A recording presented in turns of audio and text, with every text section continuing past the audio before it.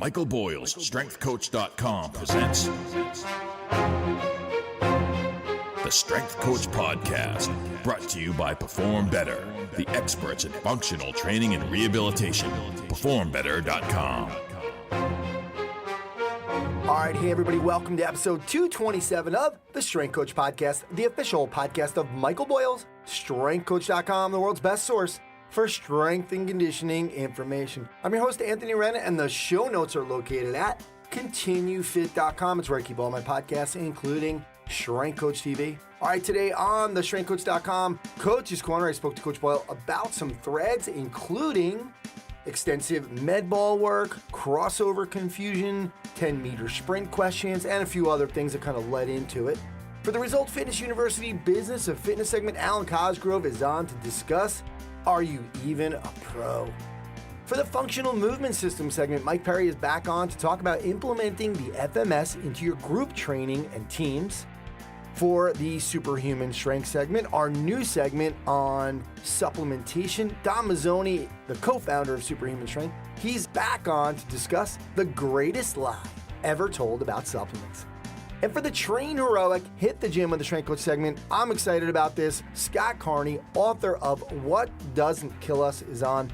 Really a book that's changed a lot of what I've been doing. I spoke to Scott about the Wim Hof method and the genesis of the book, What Doesn't Kill Us, environmental conditioning and what it is, his time training with Laird Hamilton, his time training with Brian McKenzie, how environmental conditioning and the breathing method can help with the immune system, his before and after test results, and so much more. You're going to love this one. Lots of things to get to, so let's get on the phone with Coach Boyle.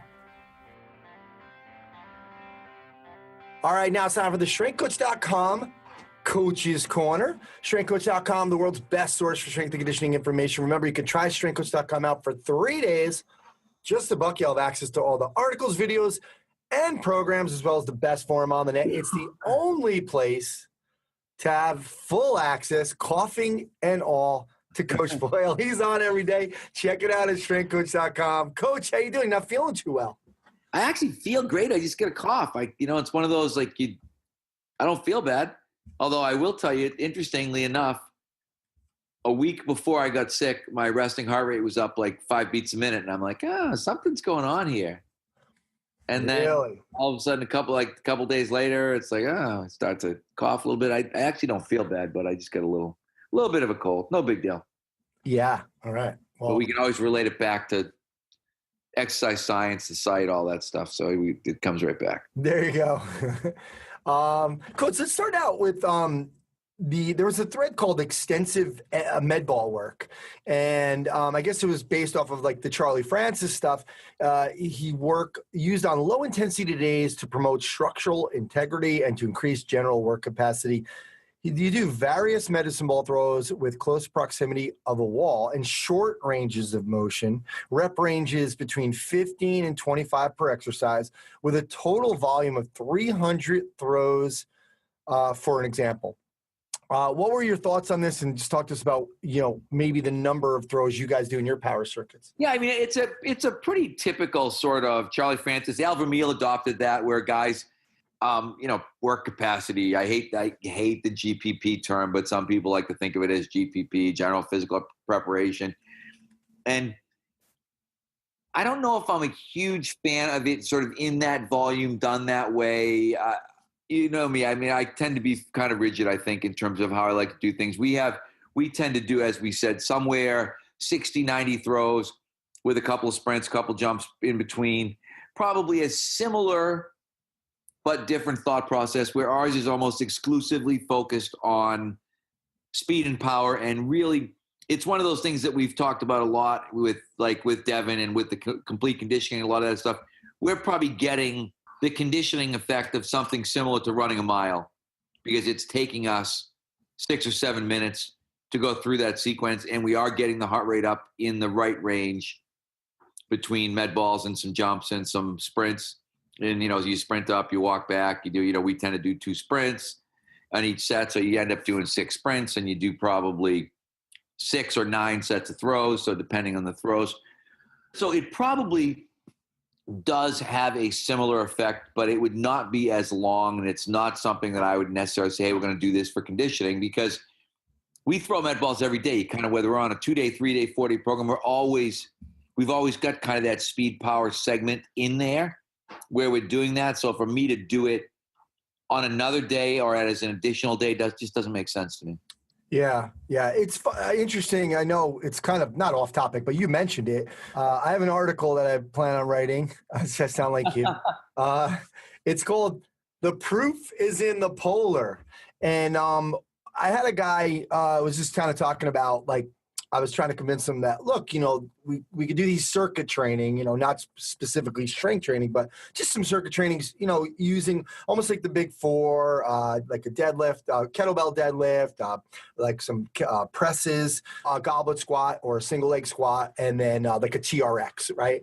And I did these circuits, and I showed him the heart rate. My heart rate was in the circuits, between 119 was the lowest it got, but I got up to like 153. So if I showed you and I'll put it in the article, if I showed you that the graph of the heart rate that I took, it's all in between what Polar puts in the green and the yellow zone. I didn't get into the red zone, but again, for what he wanted to do, and he felt like he was missing out on that cardio piece, right? I showed him, look, we're putting the strap on during this, it was only like a couple of circuits that I did just to prove it. But yeah, we had a good heart rate going that whole time.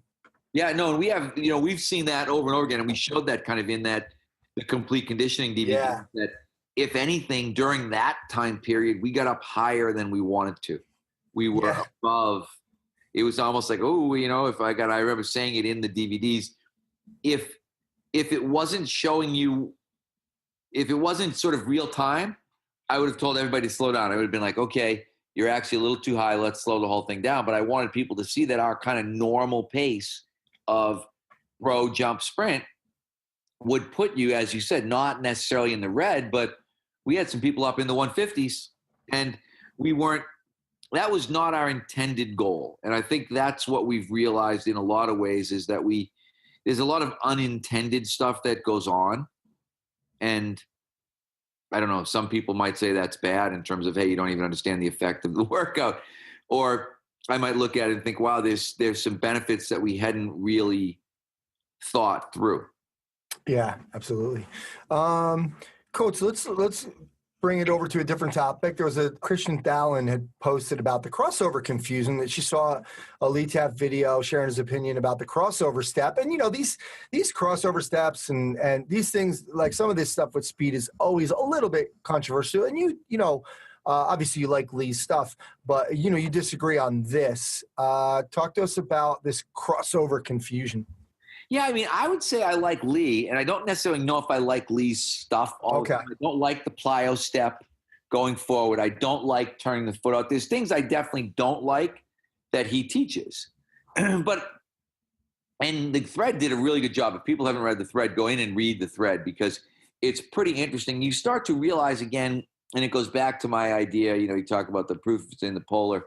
We might have to write another one. It's all based on your lens, because when we start looking at, somebody was talking about, well, in the NBSC way you guys teach crossover, you're weighting that leg on that side and you're leaning. But again, for us, it really depends on who, like Lee is a basketball guy. That's sort of his area. And we're not necessarily, I would say basketball, if we were looking at sort of contributing percentages of our athletes, professional athletes, 0%. We probably don't get any professional basketball players at all. High school, I mean, it might be maybe 10% of our fall program is kids getting ready for basketball. Not a huge population for us. So there are clearly going to be differences in terms of how you want somebody to view lateral movement, dependent on the sport that they're going to play, and even to some degree the position that they're going to play. A lot of what we're doing is even cheat-based, because when we're thinking about this stuff, we're thinking about combine drills, running a 10, running a 40, doing a 5-10-5. And a lot of these things, it's really a matter of what's the best way to cheat. Like, I would never teach anybody to plyo step ever to run a 10. Doesn't make any sense. Why would I ever take a step backward, take a step forward? We teach the polar opposite. All your weight on your front foot, coil it up like a spring. When you're ready to go, boom, move. We don't want any false steps, any backward movement. But that's primarily where we're doing this stuff. So I think you do have to look, and I think Casey did. I love the fact that Casey just went out and filmed a video, and then somebody else, I actually just got off the thread because I watched the base stealing one. And although it was interesting, there was they don't catch the footwork very much. And when they do catch the footwork, you realize that there's not a lot of footwork in terms of a lot of times it's a guy like creeping up, go, Yeah. That's really different than somebody thinking, okay, it would be much better to watch. I did a lot of work with Ellsbury and Carl Crawford when I was with the Red Sox, talking about stealing second, because they were fast and they could really steal, and sort of talking, because not as much teaching them, but talking to them about what they wanted to do, how they were doing it. And the reality was neither one of them ever really thought about what they were doing. They just did it. They were just fast, and it was like, okay, cheat up, go. But if I started saying, okay, which foot are you pushing with? What are you doing? No idea. No one. And I said, did anybody ever explain it to you? Nope. It was just get a bag, get second.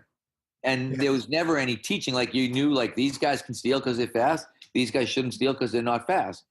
So we used to go out all the time. And, one of the things like Ellsbury, I would say all the time, and it would go back to Lee's thing. With the times when I didn't feel he got a good jump, I could see his feet. Because the good thing about the stealing bases, is you can see exactly what the feet did. And I used to say to him, if I can see your feet pivot and there's little holes in the ground and you haven't moved, then you wasted time. What I want to see is a cut back and a crossover, knowing that you didn't waste time pivoting and then trying to run straight ahead. And what Lee's kind of saying is, what we really want you to do is open that foot up and run straight ahead. We don't want you to move laterally. We want you to make it into a linear movement. And that's when we did 5-10-5. That's kind of what we'd tell guys, was that the idea, the first 5 yards, because you're only going 5 yards and it's 3 steps, is a crossover. But the second 10 yards, because now you're running straight ahead, is get linear as fast as you can. You almost want to jump turn and end up with your feet being straight ahead and come out. And we used to really, I'd go through this a lot talking to Craig Friedman back in the old days at Athletes Performance, when we were very first trying to perfect how to do these drills. And Craig would advocate for crossover and I would advocate for open. And so at that time I was more like Lee, and Craig really sold me on crossover, going through all the mechanics and realizing that with, if you look at steps and ground gained per step, there is no question that crossover is faster. So if I, like we were talking about leaning, if I push off that, what would be, my inside leg, my leg closest towards where I want it to go, if I pushed and stepped, I would cover twice as much ground than if I did what Lee said, which is turn my foot out and open. And the whole idea is get there faster, cut down the distance, cut down the steps. And Jim Reeves came on and said that it was all about cutting down steps. Because I used to say to people all the time, all right, I want you to do, I'm going to tell you to do 3 steps as fast as you can. Now I want you to do 4 faster than that. And they'd look at me and go, if I just did 3 steps as fast as I can, there's no way I can do 4 steps faster than that. And I'd be like, exactly. That's exactly my point. You can't. If you add an extra step, there's no way that an extra step can be faster than not adding an extra step. And so, but again, lens-wise, that's what I always said. We're not talking about a game. We're not talking about movement. I was having this talk with Ken Whittier today, because he was talking about, he wanted to do more like kind of reactive agility, more game, tag type stuff. And I said, but are we then just doing what we're doing in practice? Don't they get enough of that?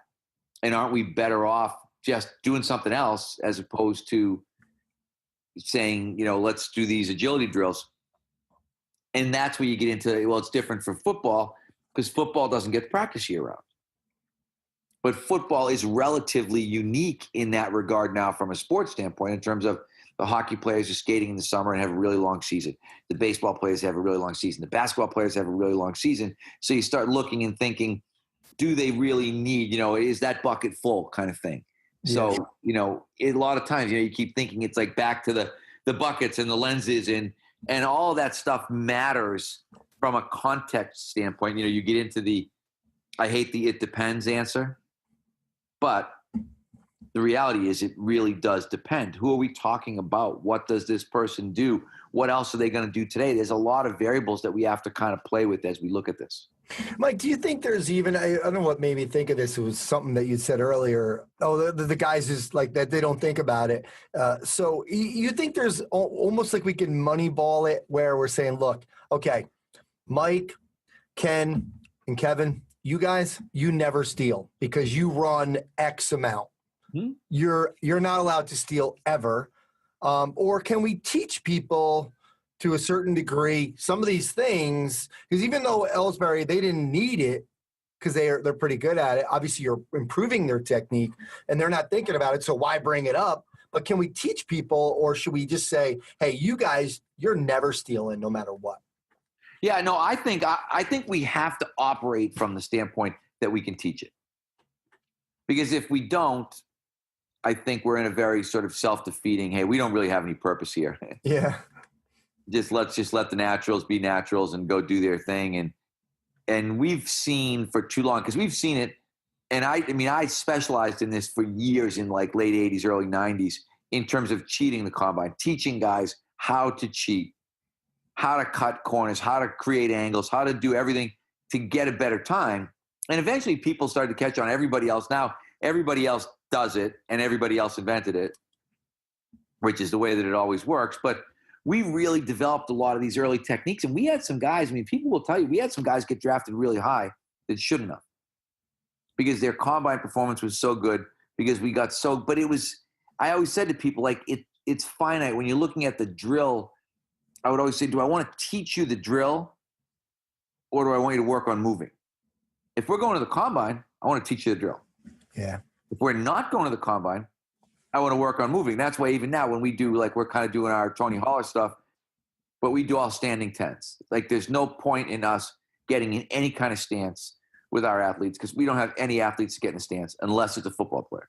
Yeah. But it's amazing how many people will continue to do 3-point stance, 10-yard dash, or 3-point stance, 40-yard dash, and you watch some horrendous starts from hockey players and all these different people, and realizing, what's the point of that? Why should I possibly ask that kid to put his hand in the ground when that's never going to happen?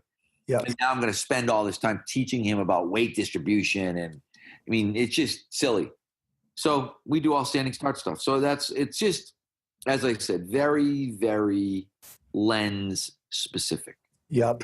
Coach, yeah. So also actually on another thread, you were talking about what you just said now on the 10-meter sprint questions. Phil Marsden had asked a couple questions, kind of really, starting the watch and everything too. But you had mentioned, someone had asked you something, and you had said you eliminated the ball drops and the chase sprints altogether. So Ken he was trying to get back into that, because you've eliminated those in favor of the time 10s and the flying 10s. No, he wanted to get into more sort of like mirror drills, more agility stuff, where I'm going to mirror you, you're going to mirror me, that kind of stuff.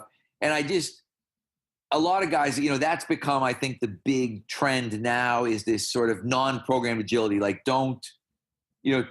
we've spent so much time sort of on the combine drill kind of agility, like, okay, we're going to go from A to B to C. Now what we really got to worry about is, how does this guy do? And people, it's what's his name? Chris Corfish was talking about the fact that he'd be doing stuff even with colors, or with yelling out names. Do you know what I mean? Like, 3 different cones, and maybe, one's red, one's orange, one's blue, and he's going to yell to the person, blue, orange, yellow. And, and the person, now they've got to figure out, much more game-like, there's an external stimulus that's coming like it is in the game. It's like in hockey, the guy's not going to say, I'm going to go D to D right now. Watch, I'm going to wrap it around, Anthony, and I want you to forecheck over there. You're like, no, that's not what he's going to do. He's going to try to fake like he's going to wrap it around, then he's going to try to come up the boards, or he's going to look like he's going to come up the boards, and then he's going to wrap it around, and you're watching. In hockey, they always talk about it's a read and react game.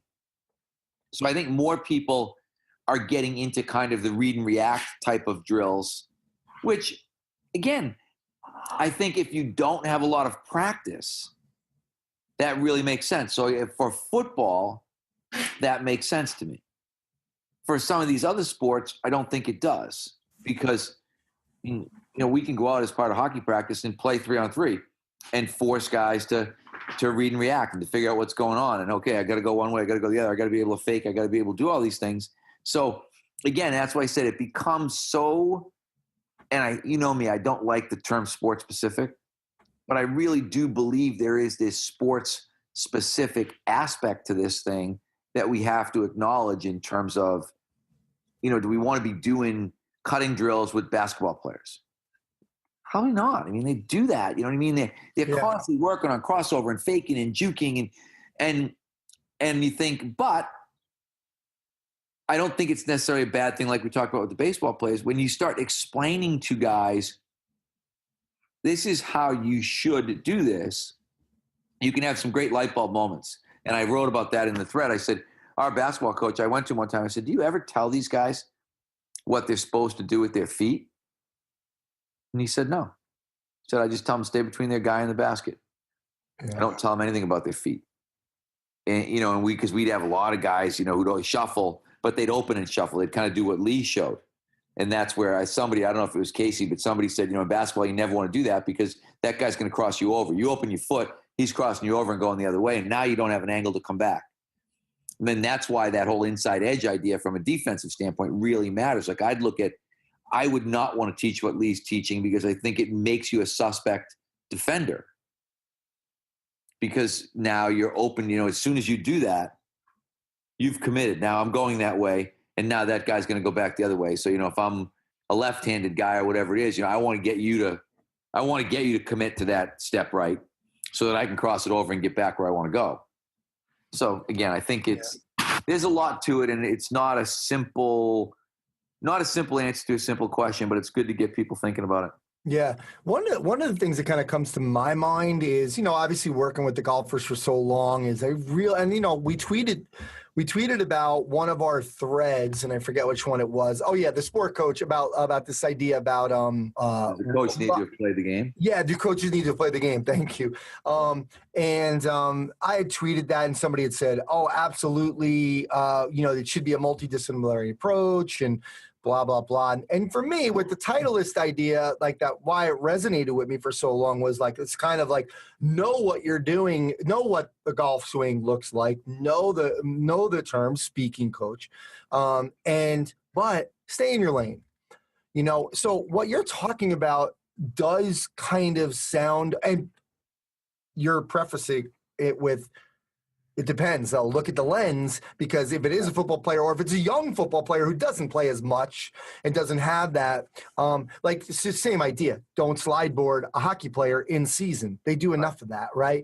But it sounds like there's so much of this. I just wonder how much of that is really in our scope, in our lane. Yeah, and I think it's a really good question, because I think, and this was one of the things that I really started to think about when I started to hang around with the athletes performance guys, with Craig Friedman and Mark Verstegen, because Mark was really going to teach movement. And I started to look and think, well, we do that straight ahead, but we don't really do it side to side. But I think when you start explaining basic movement mechanics in terms of, because it's amazing how many guys, when you say things like, if you want to go, we talk about this even with sprinting. Oh, he's got a great first step. And I would say, a great first step, you don't go anywhere. You need a great first push, because it's the back leg that gets you moving. It's not, if you're in basketball, you step, you can step. You don't go anywhere. You've covered the length of the step, but until that back leg does something, or until you shift all your weight over that forward leg and then push off, you really haven't accomplished anything by the step. You accomplish it by the push. And so I think you have to be competent at teaching movement before you teach movement. But I think once you can teach it to anybody. And that's why I said, I've done it with baseball players. I've done it with basketball players. I've been able to take all different kinds of guys and say, football players, let's talk about moving. Let's talk about how we move and the physics of movement and, positive shin angles, and why obviously it makes sense why I need to plant with this foot and push. We even talk now inside edge versus outside edge, which are hockey terms, but we'll talk to our kids about that all the time. Because if you don't want to roll your ankle, you've got to cut inside edge. If you get kids who start to understand inside edge and cutting on their inside edge of their shoe, they're never going to roll an ankle. The kid who rolls his ankle is the kid who goes to outside edge of his sneaker and then falls over the outside and sprains. So we're able to take really what would be a hockey term for most people, and even that's what I was talking about in the thread. You can see the guy in the rundown doing what we would call hockey stopping. And in hockey stopping, it's an inside edge, outside edge, kind of a slide in, but hockey stopping leads to crossover. If I slide that way and I stop inside edge, outside edge, then it has to be crossover off the inside edge. That's just logical. And that's what you see when you watch the baseball guy. If you watch that thread, you'll see it's about a minute at 1:08, I think, in there. You'll see the rundown. And in the rundown, the guy does like 2 or 3 hockey stops. He like slides in on 2 feet and then crosses over to get back going the other way. So, but you're right. I think you have to be careful to know your lane and know, am I out of my lane? And I think for a long time, and this has been the evolution in some ways, initially it was like, just show people how to lift weights in the weight room. Don't do anything else. Then we started realizing, hey, we can show people how to run straight ahead faster, and learning from track coaches, and then starting to realize, okay, it's not all applicable from track, but there's a lot of concepts that are applicable that's going to help my guy run a faster 40. Then we started realizing, hey, I can take these same ideas, these same concepts, and apply them to lateral movement and now make my guy's pro agility, my 5-10-5 better by starting to teach him about angles and feet and number of foot contacts and stride length versus stride frequency. And so much of this stuff, I mean, that's what we did for years with the combine stuff, is saying to guys, okay, 3 steps for 5 yards. We'd practice that drill, 3 steps for 5 yards. Push, push, push. All these things that we wanted to try to get somebody to understand. Positive shin angles, making sure that your weight was in front of the foot that was pushing, not overreaching, not overstriding, not grabbing ground. All these concepts that a lot of people would say were track. But I think as strength and conditioning coaches, we became Olympic lifting coaches a little bit, and we became track coaches a little bit. And then now there are these people who consider themselves to be movement specialists that are really going to, they think they can teach, hey, I can make Barry Sanders a better running back. Do you know what I mean? You look and think, maybe, might be a little tough to improve on that kind of skill, but let's give it a whirl. Yeah. It's interesting because with the whole, kind of the industry is so young. Right. That's why it's evolved so much in terms like what you just talked about. It was just kind of let's lift, then we can do linear, we can do lateral, movement. So this, strength and conditioning is still a very young industry. So lots left on it. So yes. So good stuff. All right, Coach, we're going to let you go. So thank you so much for doing this, and we'll talk to you next time. Thanks for having me. It's always a pleasure. All right. All right, hey guys, right now at Perform Better, bestsellers like kettlebells, foam rollers, bands, and med balls are all 20% off. It's 20% off some of the best sellers with the code TRAINHARD. It's actually on the website, so you don't have to remember that. But check that out, 20% off some of their best sellers. The next one-day seminar is in Boston, March 17th. Lee Burton, Eric Cressy, Dan John, and Mike Boyle. That's going to be a good one. You can check them out at performbetter.com for all their products and info on their educational seminars.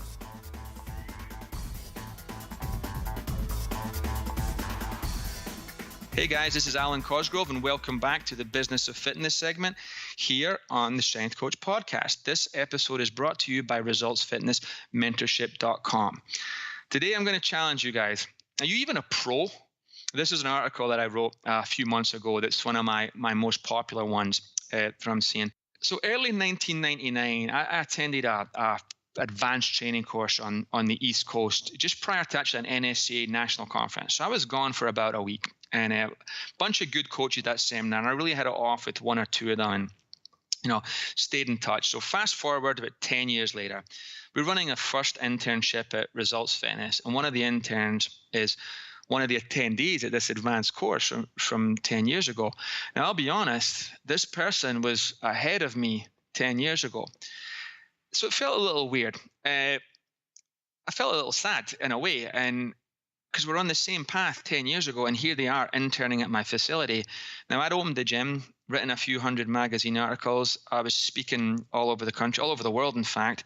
I had 20 staff, and we'd published the New Rules of Lifting series. We published a bunch of books. And I spent a lot of time thinking about it. And I know I'm driven and I learn. And if you guys are listening to these segments, I'm a big believer in education and pushing yourself. But the gap between us was still really big. And I mean, I wasn't about to head to go and do an unpaid internship with them, you know. So about 4 weeks later, it turns out that they had started dating one of our members. And when we challenged them on it, they thought there was nothing really wrong about it. And I think that's it. I think that's the difference maker right there, is despite being in the fitness business for as long as I had, this person had never really taken it seriously and become a pro. Because I don't think those actions, like hitting on a member, or I don't think meeting someone professionally and pursuing a romantic relationship is a professional action. It's actually, doctors and lawyers are not allowed to do it. And I don't think trainers should be allowed to do it either. Like, there's a level of professionalism there. And I think that those actions may have been the difference in their career over those 10 years. They'd never really turned pro. And more recently, I knew of a local gym out here. They were doing great work, great team of coaches, building a fantastic reputation, training celebrities, presenting at conferences. And then the co-workers all started dating each other and started dating the staff. I mean, I know it's the same example as I just gave. A year later, that gym has closed down. And the reason given was that they ran out of money. And I don't want to say that's not true, but I think the real reason is that they never became professionals, right? And I've met great coaches. I've met genius program designers, and they read everything there is to know about training, and they attend every seminar that comes up. But they also spend half their day bad-mouthing other clients, other co-workers or competitors. And all these people all fall by the wayside. The skill set they had is not enough. They need to turn pro. Turning pro is a different level than just knowledge. So as an example, we don't allow our coaches at Results Fitness to compete at the same sporting events that they're coaching at. So be it a 5K, an obstacle course race, or a powerlifting meet, because professional coaches are there for their clients. They put their clients first. They coach. And you can't do that if you're focused on your own performance. You can't be a pro if you're focused on your own performance. Doctors don't text clients from their personal numbers. They don't hit them up on Facebook Messenger. And like it or not, they're more respected than fitness professionals are. And I know it's harder than ever to be a pro with texting, social media, direct message, but it all counts. The little things that most people don't think are a big deal: time for work, handing in assignments on time, how you dress, how you communicate. They're the absolute difference makers between an entry-level coach, a mid-level trainer, and a pro every single time. So turning pro has got nothing to do with making money. It's a mindset. It's a set of core values. It's a code of honor, an attitude, an identity. It's more than a skill set. It's a mindset and who you are at your core set. It's hard to define, but as Supreme Court Justice Potter Stewart once said about an unrelated topic, he said, "I know it when I see it." And with fitness trainers, it's obvious when I don't see it. Guys, become pro. Do everything you can to raise the standard of this profession and become pro. Every interaction you have is about being the best professional you can be. Guys, that's it from me this week. This is Alan Cosgrove, and that was brought to you by ResultsFitnessMentorship.com. Please go over there and check us out, and I will talk to you guys next month.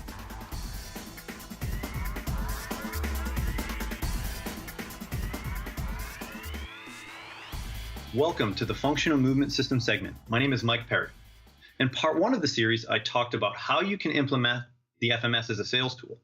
Today, we're going to talk about how you can implement the FMS and the information gathered through the screen in a team setting. So about a year and a half ago, we had the opportunity to work with a rowing team. This was a club rowing team. It was from 2 to 3 towns in the area, and the team was pretty competitive, but there was a lot of kids struggling with some low back issues, some upper back issues, etc. And the coach was reaching out to us to see if we could help them with a strength and conditioning program. So we were speaking with the coach, and the coach was really really had a performance mindset, and they wanted to talk about getting their kids faster. And once we started to do the intake, we realized that a good portion of these kids were in pain, or not necessarily in pain, but they're in discomfort. And we wanted to figure out what the heck was going on, because they just had these sort of nagging aches. Now, if you know anything about rowing, you know that rowing is one of those sports where they're either on the ergs or they're on the boat, and it's a very repetitive exercise. And when it's not done correctly, there can be a lot of stress on various parts of the body. In addition to that, dryland training is a big part of the rowing curriculum, and oftentimes the dryland training can consist of, jump squats, burpees, just sort of exercise torture, and a lot of the times people tend to get beat up. So anyways, we had the opportunity to work with this team. So we brought all 60 kids in. We had 4 of us running them through the screen. So we did their scores, we sat down, and we started to look for trends. We started to look for patterns. And one of the things that we had noticed was that about 80% of those rowers had an active straight leg raise asymmetry, or a 1 on active straight leg raise, but also had lots of 1s on the trunk stability. So we said to ourselves, hey, well, what are we going to do with this? We can't give each kid a corrective exercise. There's no way that we can make sure that they're implementing everything on their own. So what do? So the first thing we did is we made 2 instructional videos. Very, very simple stuff. We made one on the straight leg raise. We gave them a basic flow chart on the straight leg raise, and that was their basic homework to do every day. In addition to that, we did the same thing for trunk stability. We gave them some basic homework. They were to do that on their own as much as possible. Now, knowing that they probably weren't going to do that, we started each session with that exact same progression. So we knew that if they weren't going to do it on their own, we could catch them in their warm-up. So we started all of their warm-ups with active straight leg raise progressions and trunk stability progressions. In addition to that, we made sure that we weren't doing any exercises that were contraindicated for them at that point. So we actually avoided any type of deadlifts and hip hinging initially, because their movements were just so off. So we spent a lot of time on obviously trying to clean up those straight leg raise and trunk stability patterns, but we spent a little bit more time on just core training, split stance training, a little bit of single leg training. And then eventually, as they started to clean up their movement, we introduced hip hinging, and we did that, through an elevated deadlift, etc. So we made sure that we were giving them exercises that weren't going to injure them, but eventually we wanted to introduce the hip hinge. So after about 10 weeks, it was the end of our program, and we had some fantastic results. The most important thing is, I would say almost all of them weren't complaining about any low back discomfort or issues. Same thing with sort of their upper back. A lot of them just felt better overall. In addition to that, about a month later, their coach brought them to the Crash Bees, which is an indoor rowing sort of time trial championship. And half the team posted PRs at the Crash Bees, and they really didn't change a whole lot about their training. The only thing they changed was they came to us. We removed a lot of the exercises that we didn't feel were necessary for them, and we added things that they needed to improve their overall movement quality. And we just introduced some smart training, and we had a fantastic progression. So when it comes to implementing the FMS for team training, you can screen the team and start to look for trends. Make a quick video, give it to them, try to make sure that they have access to those movement patterns. You can host it on YouTube, etc. Also, you want to sneak it in at the beginning of their training sessions, right? So if they didn't do it on their own, you can put them through the movements during their training session, and then just make sure that your training is smart. That's it for today. My name is Mike Perry, and this has been the Functional Movement Systems segment. For more information, check out functionalmovement.com.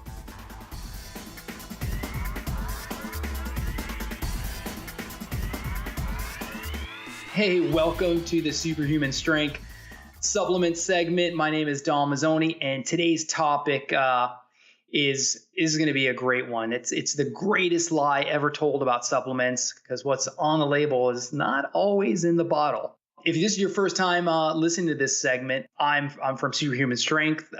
We're a supplement company. I'm a co-founder, and I'm in an interesting position because I get to to work with some of the greatest strength coaches around, functional medicine doctors, naturopaths, and so we get a wealth of aggregated information that I, of course, am just passing on to you. So let's kick this one off. So today, I'm going to tell you about the greatest lie ever told about supplements that it really shocked the hell out of me when I got involved in this industry. And I'm guessing it'll probably shock you as well.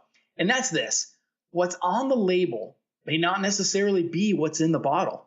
So imagine, you go to your supplement store or Amazon and you start reading the labels of supplements that you want to buy, and you end up, making a decision based on the great ingredients you're reading about on this bottle. However, what's important for you to know is that even though a product was made in an FDA stamped facility or Health Canada facility, the product may not match the label.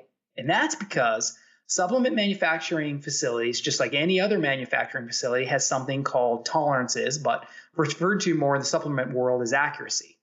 So meaning there's a margin of error in there. So what's shocking is that depending on where your product is actually made, the accuracy can have plus or minus up to almost 20%. What that means is that 20% of the material in the container is not what's supposed to be there. So why is that? Well, it's about money. If I can fill 20% of your container up with fillers that are 20 cents a pound instead of, say, whey protein isolate at $25 a pound, then I just increase my margins like crazy, and you're now consuming crappy fillers. So let's take this a step further, because sometimes it's not just the manufacturer, but sometimes it's the brand that's changing what's in the bottle. So since Superhuman Strength is in the supplement business, we're very intimate with a few labs that assist in formulating products. One very reputable lab that we know of was asked to reverse engineer one of the most well-known mainstream brands on the market for a customer, which is common practice. A lot of times you have new brands that come in and they say, hey, I like this product. Can you make something like it? So they, crack it open, they reverse engineer it. Well, for this one, this is a huge mainstream product they brought in. And during the process, the problem they ran into was that while they were reverse engineering, they were using the label as a guide, but the material in the bottle wasn't matching up to the label. That means that right now, an absolutely huge mainstream supplement that I guarantee every single person that's listening to this podcast knows, the company was actually mislabeling their products. So this is important to you for two huge reasons. Well, the first one is obvious. You don't want to be consuming anything either harmful or, for athletes, illegal, God forbid, right? That's important. Number two, have you ever noticed that two products with pretty much the same ingredients affect you differently? That's based on two things, which is ingredients and whether or not the ingredients are actually in the bottle. So as someone who's trying to buy these products or buy them online or wherever, what can you look for? What can help you out? Number one, if the product's been third-party tested, that helps a lot. Third-party tester like NSF, you're going to be about 1,000 times more protected because of this. If you didn't get a chance to check out our segment, What the Hell is NSF Anyways? That was in episode 226. Make sure you check that out. To be transparent, NSF is really expensive and really painful, but we at Superhuman Strength, we've done it. Half our line is NSF certified, and we're pretty proud of that, even though we've again have a ton of brain damage and empty pockets from it. But what it does, it proves that's what's on the label is inside. Number two, if it's not NSF, then look if it was made in an NSF facility. Because what's great about NSF facilities is that the facilities themselves have to pass inspection on their processes. So even if it's not, the products are piggybacking on great processes that NSF has cleared. And you'll see GMP and NSF, and a lot of these things are very similar, but someone's watching the manufacturing process. And I've had professional team coaches say that they're okay with something like our Pure Whey or our Superhuman Pure Vegan or Nourish because they know they were made in an NSF facility. Last thing, government approvals. Certain functional claims like this product repairs muscle tissue, in the US that gets vetted through the FDA, and in Canada it goes through Health Canada. These stands are, they're standards, right? And they're sometimes very important. And I can tell you, they're absolute hell to go through. Like Health Canada is one of the worst in the world for trying to get your product through them for what's called an NPN number, but it's recognized throughout the world as one of the most stringent. 5 out of our 6 products at Superhuman Strength, we had to go through this process. And I said it before, I'll say it again. We have literal brain damage from it because it's huge, but it's great protection for you, the consumer. So just another checkpoint. Last thing, here's what I want to leave you with, okay? Your body is going to tell you what's what after you buy it, but your wallet will most likely tell you what's going on before you buy it. If you're buying a 5-pound jug of protein for under $80, you need to question how they can give you that much protein for so little money, much less a 5-pound jug for under $40. And I've seen them myself. I'm sure you have too. That is a whack of protein for under $40. And you got to question because the raw cost of protein is very expensive. So anyways, let's leave it at that. But as I'm going to leave you with this because I love this. My little old Italian grandmother used to say, food is what you should spend the most money on, no matter how rich or how poor you are. And that was a smart lady for sure. And we should all listen to that sage advice. This is Dominic Mazzoni. That's it for today. For more information about Superhuman Strength, check us out at superhumanstrength.com. And listen, use the code STRENGTHCOACH right in the discount code. Just pop that in there. You're going to get 10% discount off your first order. And thank you so much for listening. More to come. Thanks.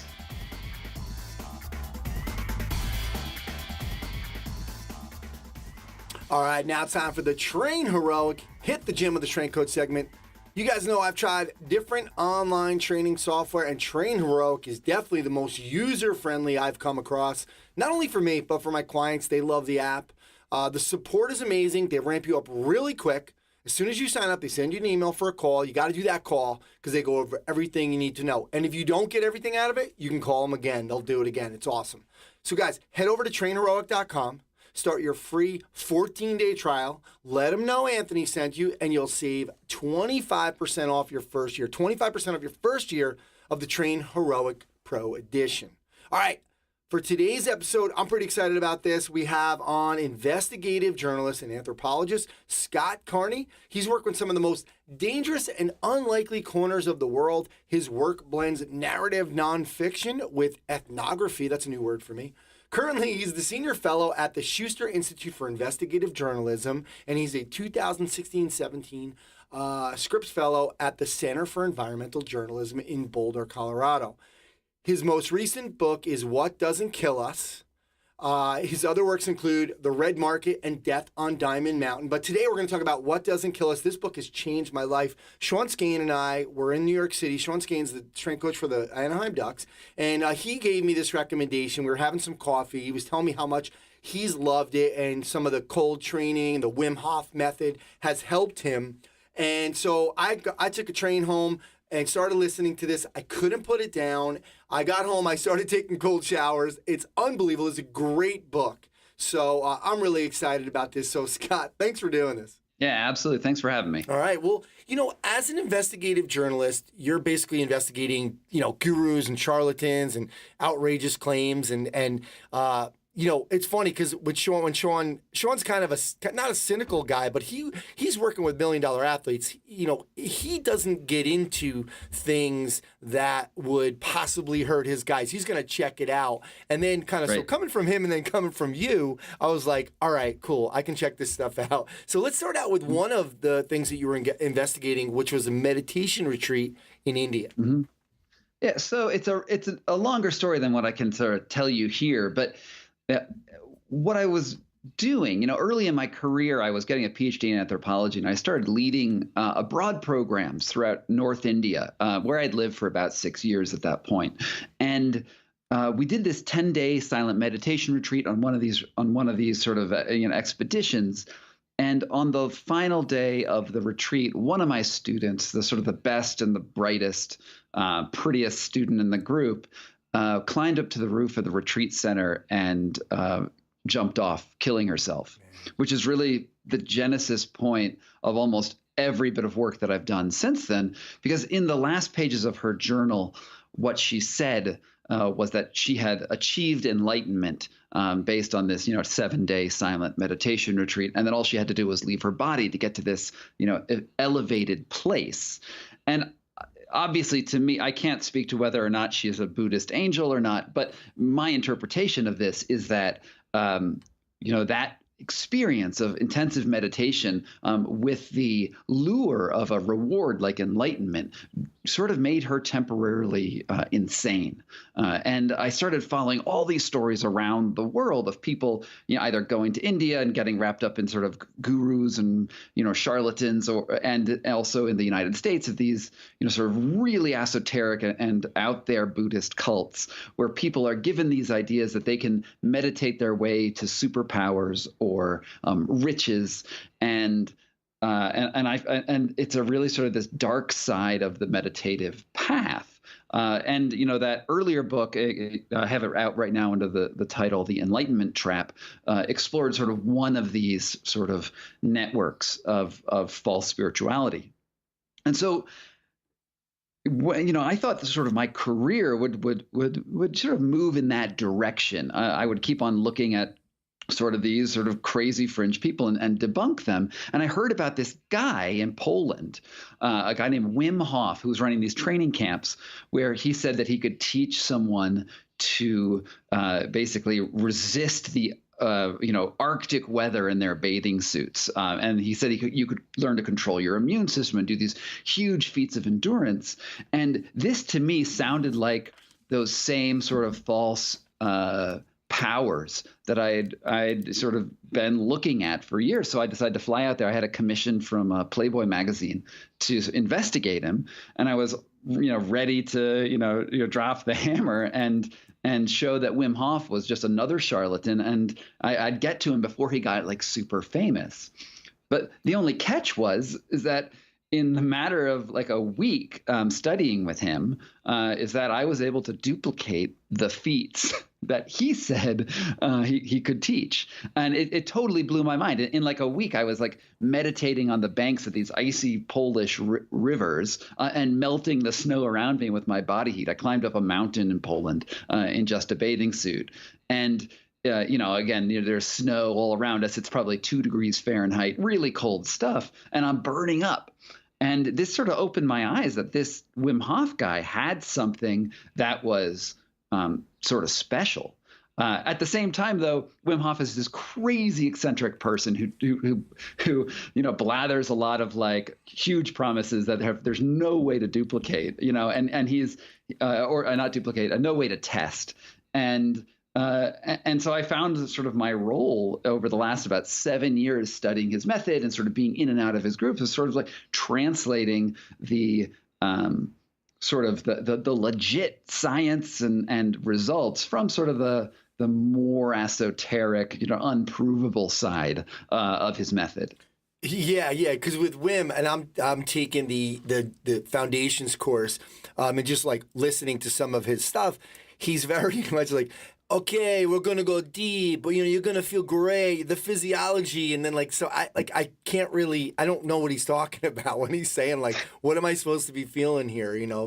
Just let it go, So I thought, I think that's why I gravitated towards what you were saying in the book. It made sense to me, right? To kind of now, did you feel like still, even after you did it for a week, did you feel like I still need to? There still has to be some. I need more science. I need to see more people getting learning this method. Yeah, I had to. Wim Hof has this great set of techniques and principles for how to engage with the environment that are super useful and really cutting edge. But he's not the only person looking at the environment to change their body, and I really did need to talk to other people out there. I was hanging out with like Laird Hamilton, this legendary surfer, Brian McKenzie, who's one of the founders of high intensity interval training, the U.S. Army's environmental unit that sort of tests the physical limits of soldiers. And I sort of had to go through, a lot of other angles to try to understand what really is going on at the physiological level, and also like how, where the Wim Hof method, it takes you only so far, and then the sort of where can you go after you've started learning that the environment is a very important stimulus for how your body operates. What else can you do? And that's honestly still a journey that I'm still working on, even after having written What Doesn't Kill Us. I am now working on sort of expanding the knowledge that I gained through WIM to look at different sorts of stimulus that you can trigger autonomic processes in your body and then direct and to some degree take control of them. The beauty of the Wim Hof method is that you learn to control your metabolism and muscular responses in this very stressful environment. You learn to like literally switch the ways in which you heat your body, and you're able to do it consciously. You're able to go from sort of muscle movement to warm your body to literally pulling fat from your waistline or wherever you're storing white fat, and then burning it directly for heat energy, which is really amazing. And it wasn't really thought possible before Wim demonstrated it in laboratories, that he was able to consciously make this switch. Yeah, and I do want to mention that there's a lot of science behind this, so everybody knows that this guy has been tested, and we're going to talk a little bit more about that when we get to the immune system part. But just give us those pillars. It's basically the breathing, the cold exposure, and then some of the meditation, right? Right. So the Wim Hof method rests on three basic pillars, which is a cold exposure, so taking a very cold shower, running outside in the winter in just shorts and maybe some running shoes, or ice baths, these sorts of things where it's like a really stressful input to your body. And then in that stressful environment, what you do is resist your body's natural reaction, which is triggering your fight or flight responses, which is clenching your muscles. And you clench your muscles because you're trying to generate heat through your muscles. Shivering is a way to generate heat. Clenching is a way to generate heat. And what you do instead is you relax in that environment and just totally you're still focused, but you sort of just like wind down in that environment. And when that happens, your body it has to think, well, oh my God, you've cut off my fight or flight response, quick energy, heating protocols. I need to come up with something else quick or I'm going to die. And you're only giving it the parasympathetic options. And parasympathetic is the rest and digest side of your body, and the sympathetic is the fight or flight. You only give it that rest and digest option, and so what it does is it ramps up metabolism because that's the only option you're giving it. So that's the cold side. Now the breathing protocol is essentially hyperventilation. It sounds a little like this. For about 30 breaths, or you can do a lot more, and then it's a breath out, breath retention. So you exhale fully and then hold your breath. And you find that after doing several reps of this, you're able to hold your breath for really long periods of time. The first rep might be a minute of retention, and the second rep is 2 minutes. And for me, usually on my third rep, I'm holding my breath for 3 minutes, which is pretty bizarre and pretty awesome to be able to do, so quickly. And what this is doing is it's interacting at that autonomic response you have to gasp, right? We have this software essentially in our body, this programming that tells us we're in a lot of trouble when the CO2 in our lungs builds up to a certain threshold. And what we're doing in these breath retentions is first artificially lowering your CO2 levels in your lungs and bloodstream, which also puts you into a more alkaline environment because CO2 is acidic.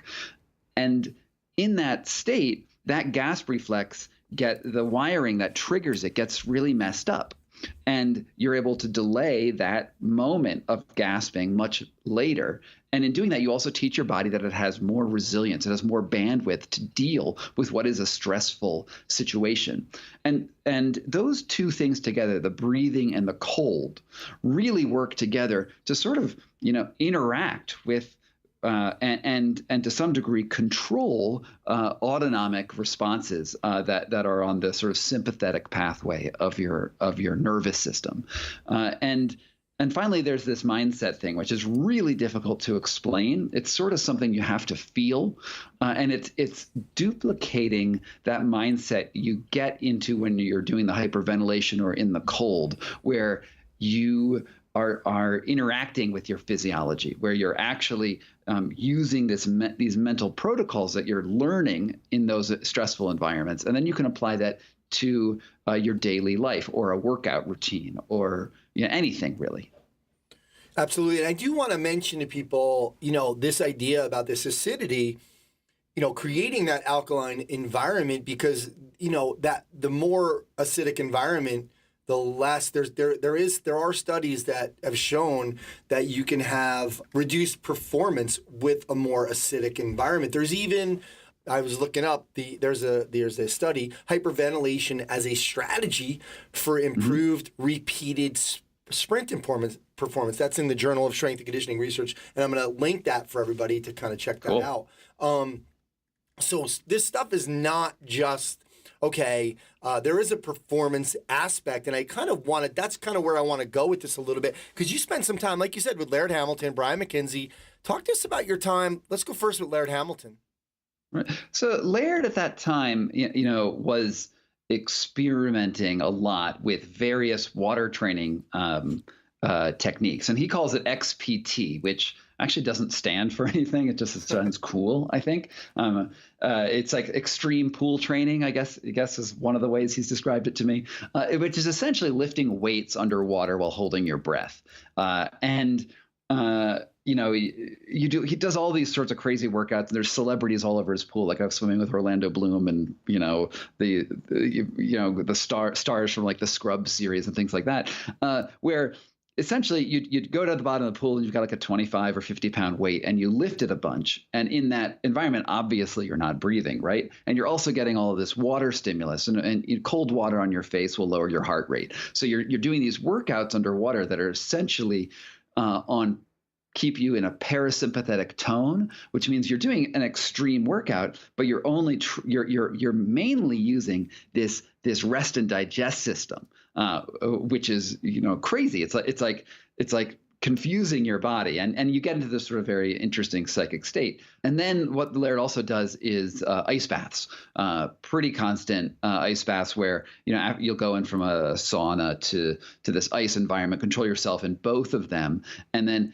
give yourself sort of environmental resilience. Because one of the things that Laird and Wim and I am talking about is that working out, working on your physiology isn't something you just do in a static place. You don't just do it in a gym, because, you might be lifting weights or whatever your routine is. There's also all of these sort of subtle stimulus on you at all the times. If you're in a climate controlled gym and you're at 72 degrees, that's a very different workout than what you would get at 30 degrees outside. And your nervous system responds in just different ways.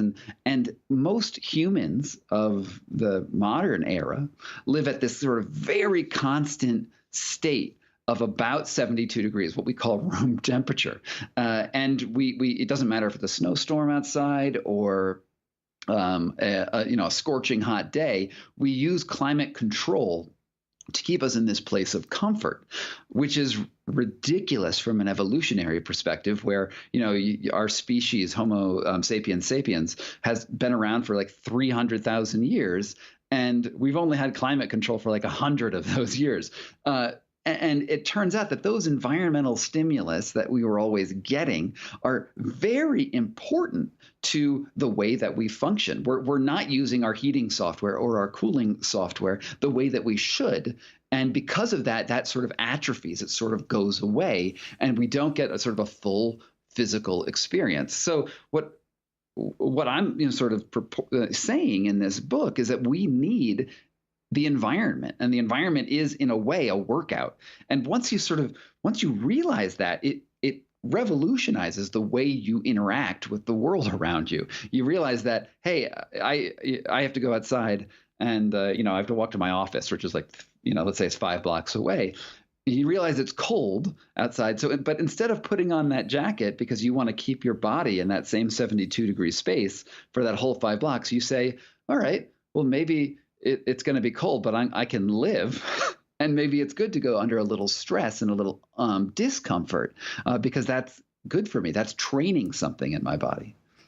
Absolutely. And that's kind of why I guess the Wim Hof method resonates with me, because there are these little things that are pretty easy in your life, like the cold showers or the ice bath or walking to work in a T-shirt in 30-degree weather. That's fine for me.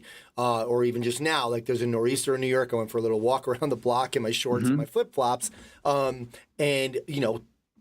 40-mile-an-hour wind that was pounding me with the snow. But that piece of it, though, is there a piece with the Laird Hamilton that you saw with the Laird Hamilton experience that you were at that the average person can kind of take away from training, as opposed somebody's going to say, well, yeah, he can do that with a surfer. Yeah, he's going to need to go into the water. But is there anything that you kind of took away from Laird that maybe you can put in your own life? Because I assume, because some of the stuff you were talking about seemed pretty dangerous.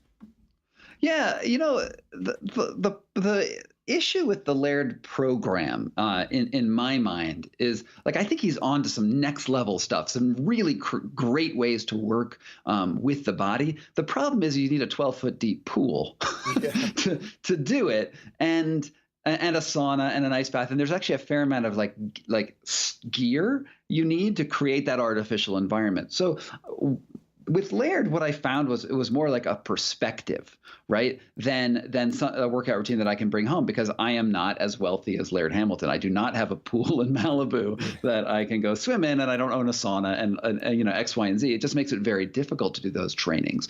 But what is really interesting about Laird is the way he talks about taking risks and talks about planning any endeavor that he gets into, where he sort of, if he's on the top of a big wave, right? And so he's known for surfing these like 10,000 ton waves, 100 feet tall. And, he's like this little speck on it, and somehow he survives when that thing crashes. And, he has this perspective, like, you get onto the wave and you envision as you're letting go of that tow line, what a successful run will look like. You just say, this is what it's going to look like, and I'm going to do this. At the same time, you have in your mind, what do I do if I crash? What happens if there's something catastrophic that happens? How do I survive in that in these next seconds of crushing natural forces? And what he does, which is pretty cool, is he relaxes. He's in a crushing wave that's, pounding him against reefs or whatever, he's doing. And he's like, you have to relax, because at some point it will let you go. And that's when you make your move, versus sort of panicking early on. And he says he takes this mindset into just about everything that he does. And obviously Laird Hamilton is, one of the, most successful athletes in the world. And that was sort of really interesting for me to hear from him. Yeah, I love him. Yeah, absolutely. I want to go to Brian McKenzie's stuff. You went to go visit him, and now this was more along the lines, I think, with the listener too. Kind of, you were doing some Airdyne sprints, salt bike sprints with some ice baths. But talk to us about your time at Brian McKenzie's facility. Yeah, Brian's great. He's one of my favorite people, I have to say. He kicked my butt because, I am, I'm not an athlete. I'm an okay guy, but I don't sort of picture myself on that sort of level of excellence that he sort of just, that is his milieu. So he just, wrecked me on the assault bike and like 6 other things that he did. And at the point of when I was writing What Doesn't Kill Us, he was thinking that we could take the Wim Hof breathing method, where you do this hyperventilation and breath retention, to incorporate it with high-intensity interval training. And, one of the things that I didn't mention earlier is that after you do these reps, that 15-minute, hyperventilation and retention thing in the beginning of the day, the way you end it is you do one more rep, exhale all the air from your lungs, and you start doing push-ups.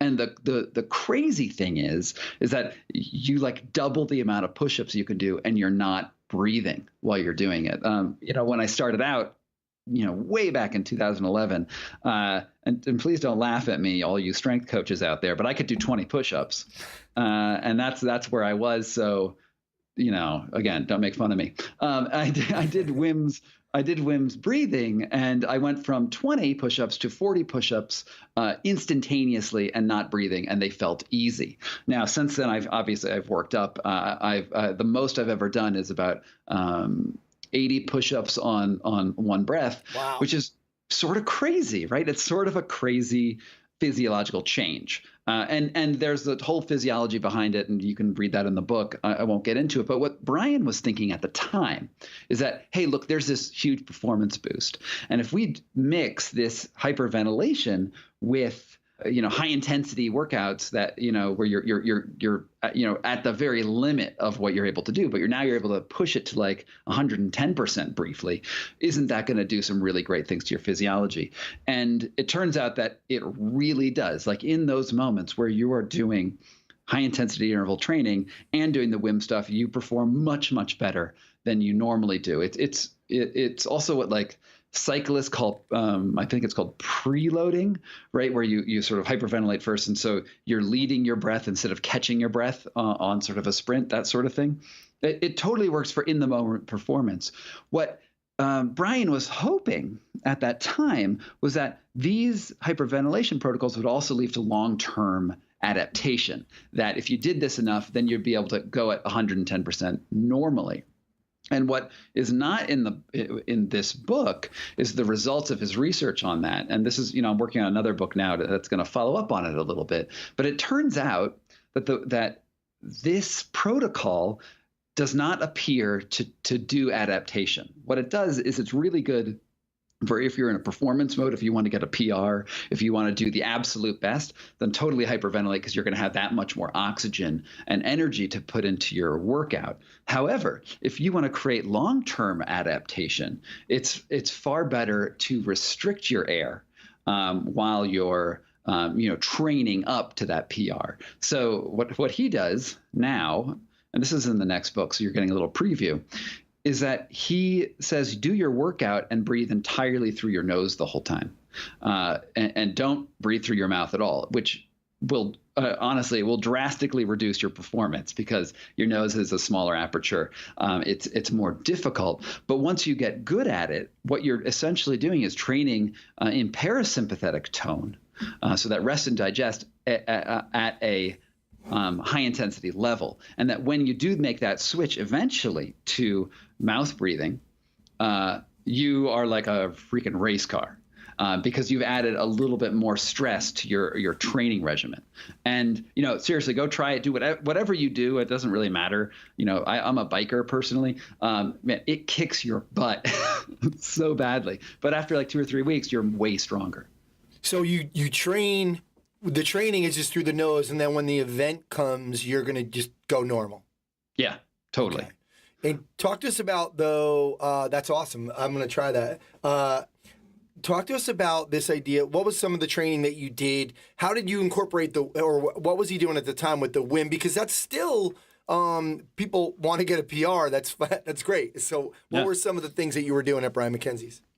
So that would be, if you're on an assault bike, which is this, like a stationary bicycle with sort of arm movements and a fan instead of a wheel. And what you do is, he did a normal test where he I had to get a certain wattage for a certain amount of time. That was sort of tired me out. And then we did a second run where I was hyperventilating that whole time. I was doing the Wim Hof breathing without the retentions. While you were on the assault bike, while I was on the assault bike, and you end up doing much better. Or you can also do the breathing right beforehand, and then also with the breathing retentions, to sort of stoke yourself up before the event, and then run it with that event, and you should do better. Although you might be dizzy, so very skill-based events might not work for that. But for something like cycling, for something like running, something where you're not, your brain is not totally have to be perfect. It's really good. Yeah, I was in a rowing competition on Sunday in Boston, indoor rowing on the erg, and I kind of looked up some of this stuff. Like I said, I looked up that research study about the hyperventilation right before the event, but I was a little too scared to try it for the event because of I just didn't want to try something new on an event. I want to practice with it, right. In the gym. But It's interesting to see that that much. And what were you guys doing with the talk to people about combining the ice baths with it as well? Right. So the ice bath is this same idea, right? It's using the environment to trigger autonomic responses. And in this case, what we did was after he like totally kicked my butt, right? And I was totally tired and broken. I went directly into an ice bath, and which was a very different experience than how I normally do ice baths. So usually I do them in the morning. I'm sort of been a sort of very low state, and you go in, and then I can control myself really well. In the very hot state where I jumped into the ice bath, it did something sort of weird to me. The natural reaction of a human body in ice is a process called vasoconstriction, which means you have all these arteries in your limbs that have smooth muscle on them. And when exposed to the cold, those constrict to put blood to the core. This is just a mammalian survival mechanism. Now, after doing the Wim Hof method for a long time, you get some control over that process, which is sort of cool. But you trigger it externally very easily. Now, normally what happens is then I relax in that, and you sort of like maintain a normal temperature. But when you're really, really hot and you jump into an ice bath and you trigger vasoconstriction, what actually happens is you shunt really hot blood to your core. So my body temperature sort of rocketed up at first and then cooled down dramatically. So it was a more painful ice bath than I would usually do. It may not even be entirely safe. I don't know. But afterwards, I was like totally recovered and ready to go again. And I have to note that I have no idea what the safety protocols are on some of these things. Sometimes I just jump in and I just hope everything works out. The standard what do you call it? Disclaimer is consult your doctor before you do stupid things. Yeah, or at least have somebody hanging with you that you were in a facility where other people were there at least. So don't try this at home. Talk to us about this idea as well with your results, because you went to a facility to get tested with like some Vo2 Max, et cetera, but kind of a before and after. So I want you to go over those results. Yeah, so I did. This book was written over the course of 6 months, where I had not been doing the Wim Hof method for like a month beforehand. So I'd sort of let the tone go down. And then I did an initial Vo2 Max test. They measured my resting metabolism. They measured a bunch of stuff at the Boulder Sports Recreation Center. I think that's the name of it, a sports medicine center. They tested me, and I did pretty good on that. I did fine. I was like a normal human. And then after 6 months of training, where I didn't change my exercise regimen because I wanted to keep that similar, and that was like at that point 3 exercises a week. Usually I was shirtless running around a lake throughout the winter. I was doing my ice baths. I would go swimming, but it was about 3 things a week. Maybe that was 3 hours of exercise, maybe a little less per week. At the end of 6 months, it turned out that I went from a primary carbohydrate burner in my workouts to somebody who primarily burned fat in my workouts. In addition to that, I ran an extra stage of their Vo2 Max test, and the physiologist on staff was looking at the results, and he said this was about the equivalent of adding about 8 hours of training to my regimen every week, even though I hadn't changed anything about my regimen. And that's pretty cool that this is just the environment triggering that physiological change. Yeah, absolutely. I think I've heard you talking about, we have diet and exercise, but we've missed out on this piece of the environment, because obviously there's implications here for fat loss, for lean muscle tissue. Because you had actually, you lost some weight, had some changes, like even after like about a week, right? Yeah, I lost about the first time I did Wim stuff in Poland, I lost about 7 pounds in 7 days. So, call Oprah, get me on there. It's a weight loss miracle. I don't really promote the Wim Hof method as weight loss. I don't know if it necessarily is if that's your goal, maybe this is not it. But you do burn a ton of fat doing it. Yeah, I mean, I've been. Like, it's been about 2 weeks. I've been actually in the shower, like just pointing it at the, the spare tire, like letting the water go right down on it directly. Nice. But I haven't really seen anything. I didn't do any before and afters, but I haven't seen any of that yet. I'm not doing it for that anyway. What I'm more interested in as well, besides, I think, what really interested me was the fact that, what it looked like, your physiology did change. It looked like you were doing 8 hours, because that's what we want the minimum effective dose in our training. That's what really kind of excited me about this. Also, I think, yes, there are some possible implications for weight loss, but what's really important too, and we sometimes forget about this, is, the immune system. I mean, there was a time kind of pre-Wim Hof, I think they were saying in the book, you kind of explained it like there was the medical community thought there was this wall between the brain and the immune system. Can you talk to us about this whole idea about Wim getting tested and some of the studies they did? Because this wasn't just, Wim saying he doesn't get sick. This was some serious medical research that was going on. Yeah, this is probably arguably the most important result that I talk about in this book, and the most important thing that Wim has ever done. Forget the sitting on icebergs and all the world records he's done. He has shown the scientific community that there are real links between this unconscious system in your body that combats illness and the brain.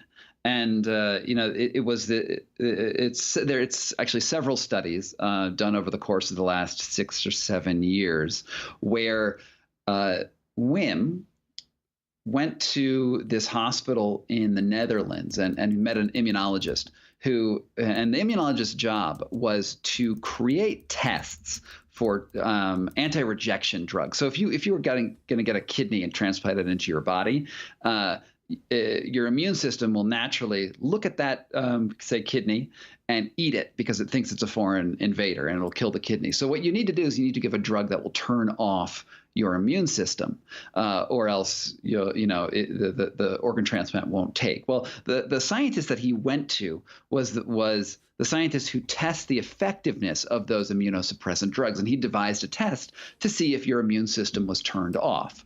It's essentially a heat-killed E. coli bacteria that you inject into the body, and a healthy person who has an active immune system will have a fever response. It'll be like you have the flu. You'll get a runny nose, you'll get achy joints, you'll feel tired, all that normal stuff you get when you first start feeling sick. And then your body's like, oh, actually, you played a trick on me. This stuff's not dangerous. And then it just sort of goes around its normal business. Now, 99% of people have that active response. However, if you have a compromised immune system, let's say you have AIDS, or let's say you're on an immunosuppressant drug, you will not react to it. And that means the drug is working and that your immune system is off. Now, Wim claimed he could consciously, without having AIDS, without having any drugs in his body, that he could consciously turn off that immune system, which is technically at that point impossible. So the scientists said, sure, let's go do it. His name is Peter Pickers. And they injected Wim with endotoxin, and lo and behold, no real physiological response. He complained of a minor headache at worst, and his blood seemed to remain resistant to the endotoxin for, I believe, 3 days after it was extracted from his body. So even outside of him. Now, the scientist, very rightly, and the scientific community very rightly said, well, maybe Wim is a freak. And there's no doubt when you meet him that Wim is a freak. So I totally get where they're coming from. So what the scientists did next was they grabbed it was 12 Dutch college students, and those guys flew out to Poland and did the same exact training that I did in Poland. It was actually the week after I was there. So they sat on rivers, they learned this breathing, they climbed up a mountain in their underwear, and then they all flew back to the lab where Peter Pickers was, and they injected all of them with endotoxin, and lo and behold, they all had the same responses as Wim, which means they were consciously able to turn off this immune response, which is technically impossible. This is like literally rewrite the medical textbooks sort of stuff. And the implications, because you're probably thinking, well, great, that's cool, but why would you want to turn off your immune system? And I get that. The implications are actually huge because of the rash of autoimmune illness that happens in the world today. You think about Crohn's disease, which is like these ulcers that go from your mouth to your anus, right? And that's autoimmune. Lupus, or rheumatoid arthritis, to some degree, the later stages of Lyme disease. All of these things are where your immune system is overactive and starts attacking your body. So if you're able to turn off your immune system, you're able to combat autoimmune illnesses. And this is like absolutely huge. So I started interviewing people who were doing the Wim Hof method, and you find tons of these people with autoimmune illnesses that are like totally reversed. They do come back if you fall out of the method, because this is sort of a maintenance thing. You have to sort of keep doing it. But the reason why it works at a sort of a more abstract level than what Wim is doing is that we survive through evolution going through these changes, right? Going through, snowstorms and heat cycles. And we have a whole biology that is designed to deal with environmental changes. Except now that we live in static environments, that entire system, to use a very clinical medical term, gets bored, right?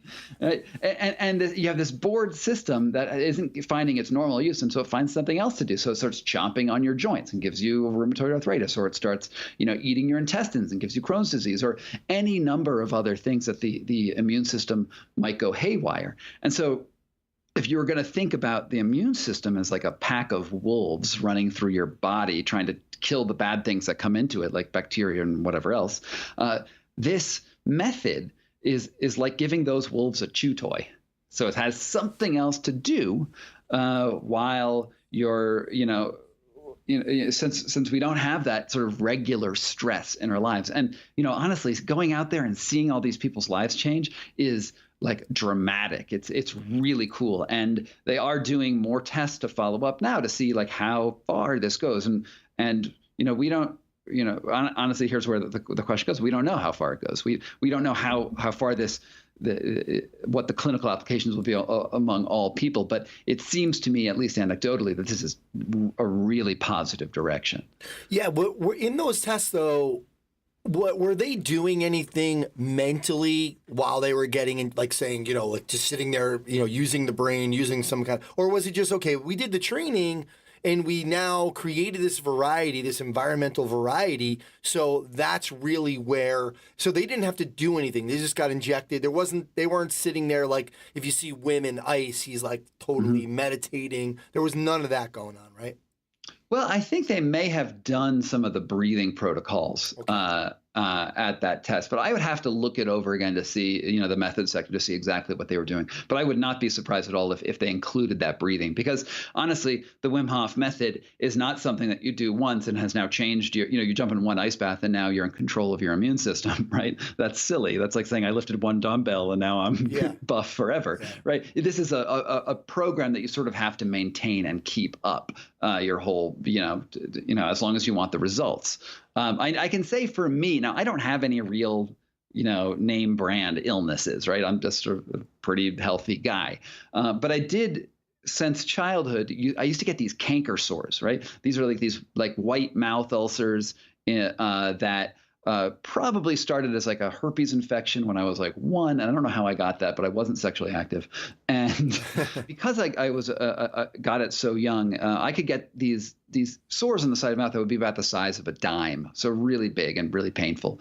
And it was always sort of hard for me to manage this. And I tried all sorts of like crazy methods to try to fix them. Once I started doing the method, though, I just don't get them anymore. They just don't come. Or if sometimes I'll forget to do the routine for like a week or a month, and they'll come back in and I'll start up doing the breathing again, and boom, they go away. So there's something very real about these methods and what goes on, at least in my biology. It's amazing. So yeah, where are you now in terms of, you and I talked earlier a little bit about, I would assume it's almost like training that like when you first start something, you have an open window, you get a lot of adaptation, but as we move forward, do you still need to take 3-minute showers, or are you still doing the breathing every single day? Do you do it for the 15 to 20 minutes? Where are you now with this? Well, I think with any training program, I am given to my natural proclivities to laziness, and sometimes I'll forget to do stuff for a while, right? The cold shower I never forget because that's actually super easy, but the breathing, sometimes I'll forget to do it. But there's always like sort of this ass kicking that I get is eventually I'm like, oh man, I don't feel so great. And that did make me feel good. So I always come back to it. I always feel better when I'm doing it, but don't take my natural laziness or the human drive for laziness to necessarily undermine the real awesome stuff about this. And but the cold shower, it's every day. I mean, that is so easy, right? I mean, that's just like you turn around and you turn a knob and you get a little uncomfortable for about 1 second, and then you realize it feels great. Like that's very low commitment. On the other hand, though, I do think the breathing is more powerful. I think that once you've learned that trick in the cold shower, it's just sort of like a trick. It's something that you can turn on pretty much any time. But the breathing creates sort of a much more significant full body impact. And also, you'll find that when you first do it, if you've never done sort of intense breathing exercises before, you're going to find it to be one of the most exhausting practices that you can do because your diaphragm is probably not very strong to do that. And this actually is a barrier to entry for a lot of people who get into the Wim Hof method because they're like, oh my God, the breathing is so difficult. And we all thought that we were really good breathers, but it turns out that we're crap at it. Yeah. There can be, even for me, like in our industry, breathing has really come to the forefront the last few years, not this kind of hyperventilation. So it actually is, it can be exhausting, and it's like, it is a little bit weird, and there is a learning curve to it for sure. But like I said, I'm in the foundations course, so they do some guided stuff, and there's a little bit more information there. So definitely some great stuff. Well, I just want to remind everybody, the book is called What Doesn't Kill Us. Amazing book, great stories in there. You did a great job with this. Thanks. Thank you for doing that. But I do want to just, can you, it's kind of like a follow-up book, so you intrigued me, and I'm excited. Mm-hmm. What's going on with your next book? Yeah, so with the Wim Hof method, I learned something, right, that I call the wedge, right? This is not Wim's word. This is mine, where you use an environmental stimulus, something that hits you and that has this predictable autonomic response in your body. So in cold, it's shivering, right? And there's this obvious relationship between those two. But you can, with your mind, with the intention before you get into it, stop that shivering from happening. And when you do that, you express a great deal of control over this autonomic programming. So the next book, I'm looking at all sorts of other environmental stimulus that do something similar to the wedge.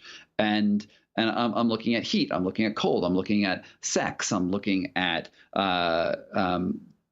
these things we call flow states. I'm looking at certain sort of psychedelic substances, these things that create different sort of mental and physical environments. And then once you're in that, how you can then manipulate your reaction to those environments to gain control of inner processes. And it has been a wild ride. I'm about halfway through the research and writing of the book, and I am super excited to get this out. I don't know what the final title will be. I don't necessarily love the wedge, but I sort of also like it. But if you find me on the Twitter, Instagram, Facebook, paradigm, there'll be information that comes out about it at some point. Yeah, we'll have links to all that. So yeah, I'm interested in that. I've just kind of recently read The Rise of Superman. About the flow states. So that was really kind of a cool thing too. So, but yeah, Scott, thanks so much for doing this. Absolutely. This is such a great book. And I think there's a lot of implications that for performance that are on the edge here that I think are going to come to the forefront when, and that the average person can use. So I really appreciate you coming on. Absolutely. And, for anyone who's interested in following it more, obviously there's an audiobook, there's ebooks and hardcovers and all that stuff. And in the back of the ebook, and if you really want to sort of follow up on this, there's actually a coupon code for the Wim Hof Fundamentals course where you get like $50 off or something like that. I wish I knew that. I know. Sorry. You never talked to me beforehand. And so that's there. That should be pretty easy if you do find this sort of a thing you want to pursue. But you also don't necessarily need the fundamentals course. You can also do this stuff on your own. It's something that you really can just learn, and that is natural. To engage with the environment is a natural thing. Yeah, absolutely. All right, great stuff. Thanks for having me on, man. All right, that's going to do it for episode 227 of the Strength Coach Podcast. Special thanks to Chris Parr and the folks over at Perform Better. Couldn't be doing this without them. Right now, 20% off bestsellers like kettlebells, ropes, foam rollers, bands, and med balls with the code TRAINHARD. The next one day, Boston, March 17th, Lee Burton, Eric Cressy, Dan John, and Mike Boyle. Check them out at performbetter.com. Thanks to Coach Boyle and Scott Carney. You got to get this book, What Doesn't Kill Us, for sharing their insights and philosophies into the world of strength conditioning, performance enhancement, and the Wim Hof method. Thanks to Train Heroic. Head over to trainheroic.com to start your 14-day trial. Let them know Anthony sent you. You'll save 25% off your first year at Train Heroic Pro Edition. Alan Cosgrove for the Results Fitness University Business of Fitness segment. Check them out at resultsfitnessuniversity.com. Mike Perry and Functional Movement Systems. Check them out at functionalmovement.com. Don Mazzoni, the Superhuman Strength segment. I love it. I've been learning a lot there. Check them out at superhumanstrength.com. Use the code STRENGTHCOACH to save 10% off your first order. And of course, remember, you can try strengthcoach.com out for 3 days. Just $1. You have access to all the articles, videos, and programs, as well as the best forum on the net. It's the only place to have full access to Coach Boyle. He's on every day. To access that offer, go to strengthcoach.com. Click the Join Now button to get started on your trial. My name's Anthony Rena. Go to continuefit.com to sign up for the Success Series, 5 audio interviews on success in the fitness business. Thanks again, and I'll speak to you next time.